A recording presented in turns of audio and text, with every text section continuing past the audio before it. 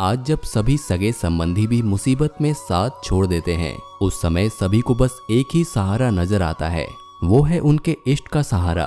और ऐसे में जब आपके इष्ट और कोई नहीं बल्कि देवों के देव महादेव हों, तो ये कहना गलत नहीं होगा कि आपकी समस्याओं का समाधान होना निश्चित है। महादेव अपने भक्तों की सहायता के लिए धरती पर भी किसी न किसी रूप में अवतरित हो जाते हैं। क्या आपने ऐसा सुना है कि कभी कोई देव अपने भक्त की रक्षा के लिए अदालत में गवाही तक देने गए हैं?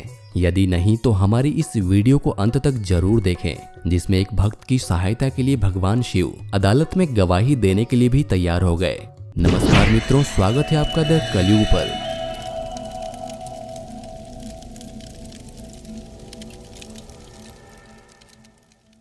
मित्रों, ये कहानी है एक बहुत ही भोले भाले सच्चे शिव भक्त मनु की, जो छल कपट की परछाई से भी बहुत दूर था। मनु अपने पिता और बहन के साथ वृंदावन के एक जिले में रहता था। हमेशा से ही उसका मन पूजा पाठ में ही रहता था। वो रोज भगवान शिव के मंदिर जा पूजा अर्चना किया करता। एक दिन मनु के पिता ने उसे अपने पास बुलाया और बोला, बेटा अब तुम्हारी बहन बड़ी हो गई है, उसकी शादी के लिए थोड़े पैसे चाहिए होंगे। तुम ऐसा करो, जमींदार के पास जाकर उनसे कुछ रकम उधारी ले आओ।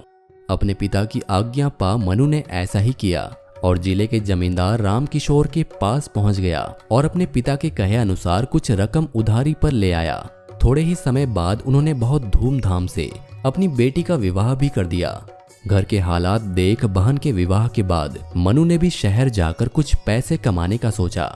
शहर पहुंच भगवान शिव की कृपा से कम समय में ही मनु ने काफी पैसे कमा लिए और पैसे लेकर बहुत खुशी खुशी मनु अपने पिता के पास गांव पहुंचा और उनसे बोला, पिताजी अब मैं आपकी सारी परेशानियों को हल कर दूंगा, आप चिंता ना करें। सबसे पहले आप ऐसा करें, उस जमींदार के पैसे लौटा आइए। इस पर उसके पिता बोलते हैं, बेटा तू ही लाया था, अब ऐसा कर तू ही दे आ। ये सुन मनु भी वो पैसे लेकर जमींदार के पास पहुंच गया और जमींदार से बोला, मैं आपके पैसे लौटाने आया हूँ, आप मुझे बता दें कि मेरे कितने पैसे बनते हैं। फिर जमींदार ने भी अपनी हिसाब वाली पुस्तिका खोली और पूरा हिसाब जोड़कर पूरी रकम मनु को बताने लगा और बोला, मनु ये है तुम्हारा पूरा हिसाब, जिसमें मैंने ब्याज जोड़कर एक जगह कर दिया है। जमींदार पर पूरा विश्वास करते हुए मनु भी बिना जोड़ घटान करे जितनी रकम लिखी थी उसे अदा कर देता है। पैसे मिलने के बाद जमींदार हमेशा की तरह एक पर्ची निकालता है और उस पर लिखता है, मनु ने मेरे सारे पैसे चुका दिए हैं, अब उस पर मेरा कोई कर्ज नहीं निकलता। और पर्ची मनु को देकर कहता है, एक बार तुम इसे खोल कर देख लो। पर मनु ये कहकर मना कर देता है कि आपने हमें भरोसे पर पैसे दिए और मैंने लौटा दिए। ये तो सिर्फ भरोसे वाली बात है, मुझे आप पर पूरा विश्वास है। ये सुन जमींदार को मनु बहुत सीधा साधा लगा और लालच में पड़ उसके मन में ये विचार आया कि क्यों न इससे थोड़े पैसे और कमाए जाएं। और जमींदार ने मनु को दूसरी पर्ची बदल के दे दी, जिसमें लिखा था, मनु ने मेरे पैसे अभी तक नहीं चुकाए हैं। और वो दूसरी पर्ची मनु को पकड़ा दी। अंधा विश्वास कर मनु भी वो गलत पर्ची अपने साथ घर ले आया। अगले दिन ही जमींदार की तरफ से एक पत्र मनु के घर पहुंचा, जिसमें लिखा था, यदि तुमने मेरे पैसे जल्द ही नहीं लौटाए तो मैं कोर्ट तक जाऊंगा। यह चिट्ठी मनु और उसके पिता के लिए बहुत चौंकाने वाली थी। ऐसी स्थिति में दोनों को ही समझ नहीं आ रहा था कि आखिरकार उनके साथ हो क्या रहा है। फिर बाद में उन्हें जमींदार की चालाकी के बारे में पता चला और उन्होंने बिना डरे सच पर डटे रहने का फैसला किया। ऐसी ही और भी चिट्ठियां उनके घर पर पहुंची, पर मनु और उसके पिता ये मानने को तैयार ही नहीं थे कि उन्होंने जमींदार के पैसे नहीं चुकाए हैं और अपनी बात से टस से मस तक नहीं हुए। जब जमींदार को लगा कि ऐसे बात नहीं बनेगी, तब उसने मनु के खिलाफ जिले के न्यायालय में केस दर्ज करा दिया। जिसके कुछ दिनों बाद ही मनु के घर न्यायालय से सूचना आई, जिसमें मनु के न्यायालय में उपस्थित होने का समय लिखा था। सूचना देख मनु और उसके पिता पहले तो थोड़ा घबराए, परंतु बाद में भगवान शिव पर सब कुछ छोड़ उन्होंने न्यायालय में उपस्थित होने का फैसला किया। धीरे धीरे समय बीतता गया और मनु के अदालत में उपस्थित होने की तिथि आ गई। अब अगले ही दिन मनु को अदालत में उपस्थित होना था। मनु थोड़ा घबराया हुआ था। अपने मन की शांति के लिए मनु सुबह उठते ही सबसे पहले भगवान शिव के दर्शन करने मंदिर पहुंचा। वहां भगवान शिव की पूजा अर्चना कर उसे थोड़ी मन की शांति मिली और अब उसके मन में यह विश्वास था कि मेरे शंकर कभी मेरे साथ कुछ गलत नहीं होने देंगे। इसी विश्वास के साथ वो घर जाकर तैयार हो अदालत पहुंच गया। अदालत में कदम बढ़ाते हुए उसे थोड़ा डर लगा, लेकिन भगवान शिव का नाम ले वो आगे बढ़ गया। जैसे ही उसने अदालत के अंदर के माहौल को देखा, उसने मन ही मन में भगवान शिव के नाम का जप करना शुरू कर दिया। जैसे ही कार्यवाही शुरू हुई और मनु को कटघरे में बुलाया गया, उसने वहां खड़े होते ही जो पहली चीज बोली वो थी जय भोलेनाथ। फिर जज ने मनु से पूछा, क्या ये जमींदार सही कह रहा है? तुमने इसके पैसे अभी तक नहीं लौटाए हैं? इस पर मनु जवाब देता है, नहीं जज साहब, ये सब झूठ है। मैंने तो जमींदार की पाई पाई चुका दी है। अब मेरे पास इनका एक भी रुपया शेष नहीं है। मनु की बात सुनते ही जज साहब उससे उसकी बेगुनाही का सबूत मांगते हैं और कहते हैं, क्या जमींदार को पैसे वापस करते समय वहां तुम्हारे अलावा कोई और भी मौजूद था जो तुम्हें बेगुनाह साबित कर सकता है? तब मनु ने एकदम से जवाब दिया, जी हाँ, मेरे शंकर को सब पता है, उसने सब देखा है। जज को लगा कि ये किसी शंकर नामक व्यक्ति की बात कर रहा है जो पैसे देने के समय वहां मौजूद था। अदालत शंकर के नाम का एक वारंट निकालती है और अदालत द्वारा उनका पता पूछने पर मनु बताता है वो तो मंदिर में रहते हैं। इसके बाद अदालत सिपाही को वारंट शंकर के पास पहुंचाने को कहती है ताकि वो गवाही के लिए कल अदालत में उपस्थित हो सके।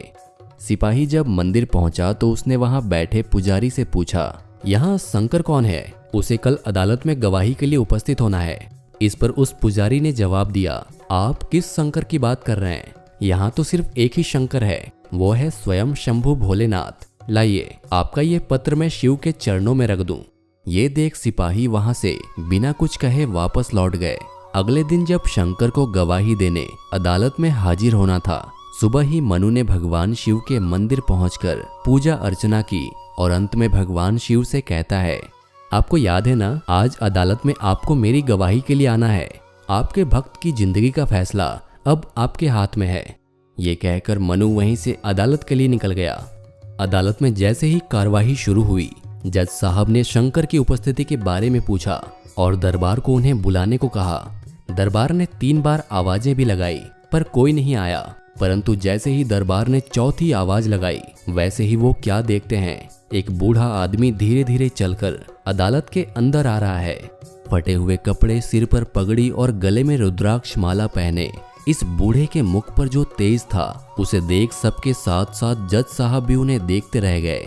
जैसे ही उस बूढ़े व्यक्ति से पूछा गया, क्या आप शंकर हैं और क्या आपने मनु को जमींदार के पैसे चुकाते हुए देखा था?